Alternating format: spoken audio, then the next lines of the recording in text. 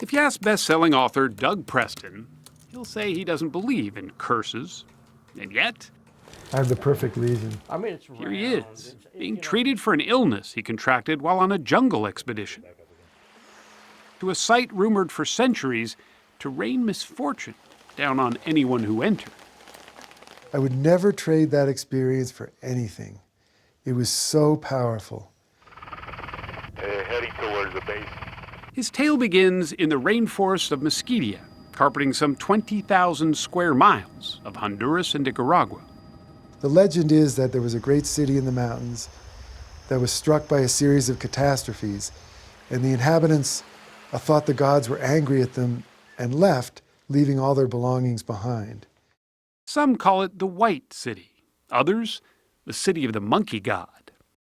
Its possible existence has tantalized adventure seekers since the 1500s, including explorer Steve Elkins, who's been obsessed with finding the city since the early 90s. Who doesn't like a story that has some mystery in it? So let's go and see what happens. They might come back with today from the other sites, too. He launched his latest expedition in 2012 and invited Doug Preston to write about it. So you went along because why? I thought, Steve's never going to find a lost city. That's ridiculous. But, who knows? Even if he doesn't find anything, it might make a good story. But this time, Elkins had something no previous expeditions to the area did. Double check things here. It's called LiDAR, a high-tech laser mapping system. Clean the lens. Peering through a hole cut in the bottom of an old Cessna Skymaster, it could scan hundreds of square miles of dense jungle in a matter of days. The problem? It was expensive. This one shows the full scale of the convoy. Enter documentary filmmaker Bill Benenson, who agreed to foot the $1 million-plus bill if he could capture the adventure on film. This technology could see through the jungle canopy and potentially reveal the contours of what might be underneath it. It seemed like a valuable gamble. I'm here for the eureka moment. One that soon paid off. What the LiDAR revealed, once that jungle canopy was removed, shocked everyone on the team. I zoomed into about this level, and I just went, holy crap. And I said, this is what looks like rectangular structures. Yeah, There's look a at this. definite... Look at that. I mean, that is about as linear, perfectly linear lines, and that's a right angle. And they were either man-made or the world's most intelligent golfers were out there doing things they've never done before. So what did you think you had found initially? Well, I knew we found a city. A city. An ancient city. That I knew. But what it was, beyond that, that was up for the archaeologists to figure out. That archaeologist was Colorado State's Chris Fisher. It sounds like it's a pretty big deal. Well, I think it is. Is it like Machu Picchu? No, but for this area, from regionally, I think it's very, very important. He helped National Geographic artists come up with this rendering of what the city might have looked like. Here you see the interior of the plaza. But he had to get there on foot to know for sure. There's actually a stairway that goes here. And it took 3 long years of planning. Just to get into this jungle is extremely dangerous. And once you're there, it's thick with poisonous snakes. The deadliest, a pit viper called the fer-de-lance. Docile enough during the day. But when one slithered into camp under the cover of darkness, it caused an understandable panic. On the team, a jungle warfare expert who leapt into action. He pinned the snake, but the snake exploded at that point in an absolute fury of striking everywhere, squirting venom, like streams of venom across the night air. The next morning, the jungle seemed a little less ominous, and the march to the site began. It was like cutting your way through a shag carpet. What wasn't growing was oozing with mud. Let's go up on top of this one and work our way back down that way. The jungle was so thick, all they could see were leaves, even when standing right in front of what Chris Fisher thought was a pyramid. That's the pyramid right there in front of you. Where's the pyramid? Right there, where you're looking at it.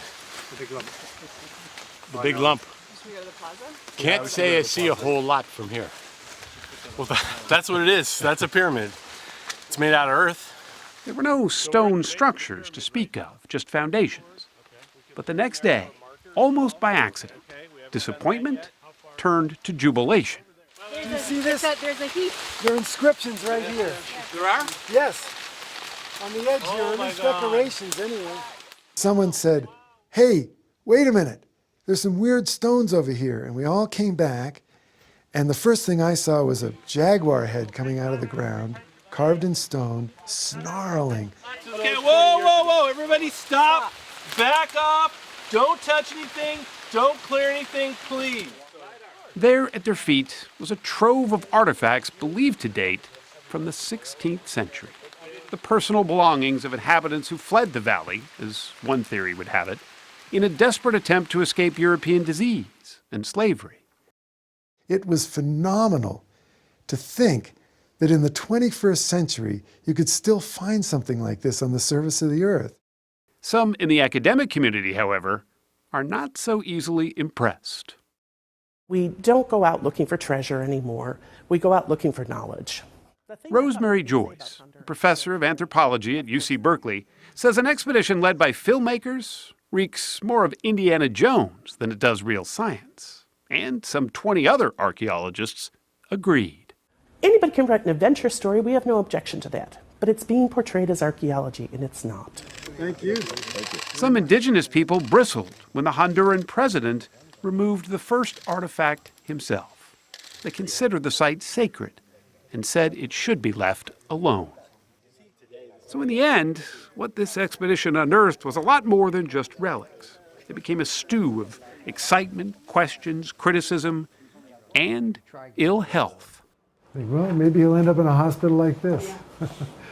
Months after leaving the jungle, Doug Preston noticed a bite from a sandfly that just wouldn't heal. So did Chris Fisher.